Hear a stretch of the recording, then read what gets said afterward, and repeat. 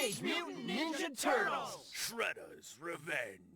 Let's kick some shell! Cowabunga, Indie Warriors, and welcome to I Dream of Indie. You know, Michelangelo once said in the Ninja Turtles movie, "Forgiveness is divine, but never pay full price for late pizza."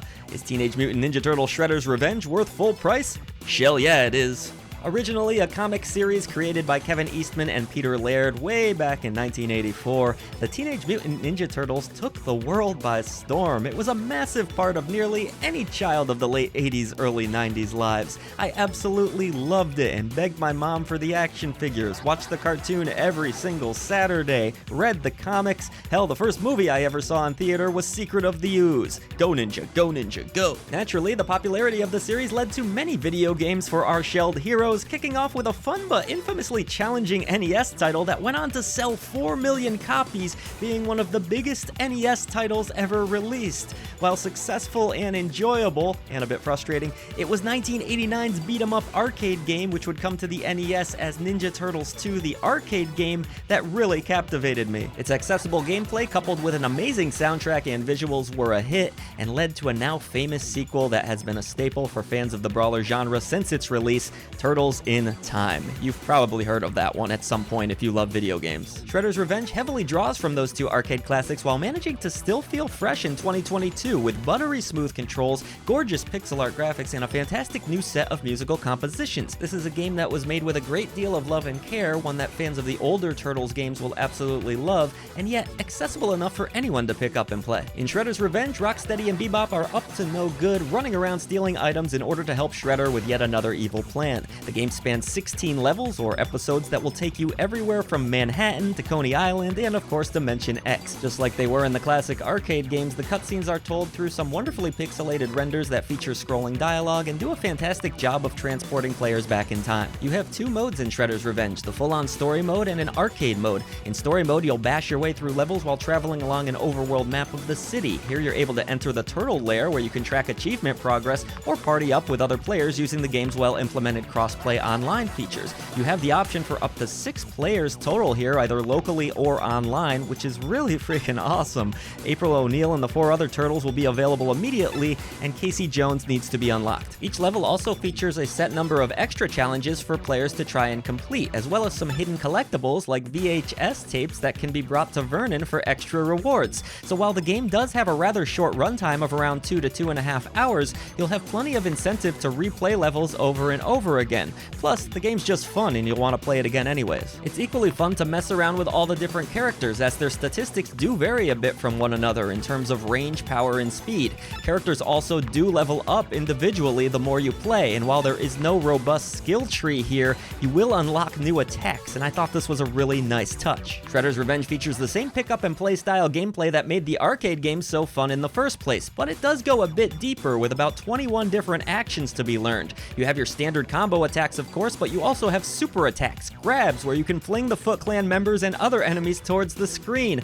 or you can bash them into the ground repeatedly. There are slide attacks, air attacks, somersaults, and even an escape roll. Is your friend running low on health? Get close and perform a high-five cheer-up to lend them some of your health. If a player is knocked down, you can revive them by getting to them before a timer runs out. And even your taunt has meaning, as it will restore some of your ninja power to perform those crucial special attacks. The result is a game that just about anyone will feel comfortable with, but is deep enough not to feel stale and boring. Another nice little modern touch that I can appreciate is a team-up pizza. Rather than having to fight over who gets the health, there's a party-sized pizza that you can eat, and both players will restore some of their health by eating it, regardless of who picks it up. You have 3 difficulty options here, including Chill, OK, and Gnarly. Chill is a great way to see the entirety of the game and familiarize yourself with the levels, while OK and Gnarly offer more challenge, as you would expect. Want even more of a challenge? Go for the arcade mode, where you'll have limited lives and continues, and the game can't be saved. A true classic arcade feel. Shredder's Revenge does a brilliant job of blending old and new with its gameplay, but it is also a loving tribute to the Turtles series as a whole. If you're anything like me, your heart will skip a beat when you see callbacks to villains that you perhaps forgot about, or even Secret of the Ooze. The authenticity of this product is brought to life beautifully with the pixelated graphics and voices straight out of the actors who did the Turtles voices in the 1987 cartoon. Now that is attention to detail. The wonderful visual presentation is accompanied by a fantastic set of compositions from composer T. Lopez. Lopez clearly studied the classic games, crafting compositions that rely on up-tempo melodies and fun guitar licks, even throwing in some vocals and hip-hop beats that wouldn't feel out of place in a Sonic Adventure game.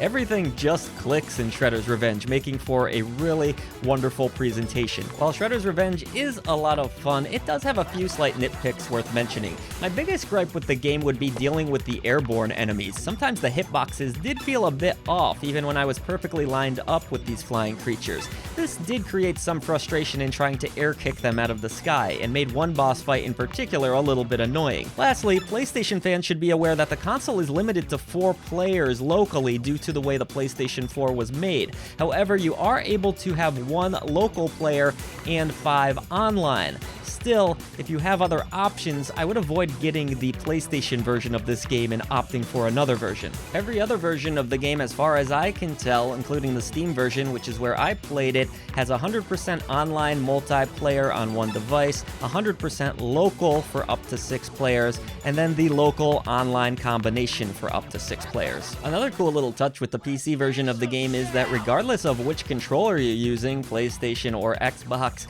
the game will match the button prompts perfectly. That was brilliant. Shredder's Revenge is a fantastic throwback to the classic Turtles arcade games, and it's an outstanding brawler in its own right. We had a blast going through this one, and I already can't wait to get all of the items I missed and really just drink some beer and eat pizza with friends on a couch while battling our way to Shredder. I'm going to award Shredder's Revenge the Golden Genie Lamp of approval. From its fantastic visual and audio presentation to the smooth, accessible gameplay, this is a must-play for brawler fans. Just as its predecessors captured the hearts of gamers all those years ago, so too will Shredder's Revenge for years to come. Thank you so much for supporting clickbait-free content here at I Dream of Indie. We would now like to take a moment to shout out our brave indie warriors and legends that help support us through channel memberships. At the Indie Warriors tier, we have Bill, Christian Cruz, Adriana Amato, CJR, PSC, Julian Kolbis, Jesse, Ray Lynn, Marky Mint, Dave Hart, Peekaboo, Lex Noyle, Strict9, and Chic Geek. At the Indie Legends tier, we have Jen Rose, Larkison, Mitchell Hall, Skeptism, C. Coyle, Nathan Moore, Chris Jackson, Mr. W, Blue Francis 14, The Beefarinis, Business Cody, Carmen Red, Jace Glover, King of the Hatch, Ophidian Mind, and Lord Metroid. Thank you so much for all that you do for independent developers, publishers, and for I Dream of Indie. Head on down to the description box below. Let's defeat the gaming echo chamber and bring a voice to the voiceless ones in gaming.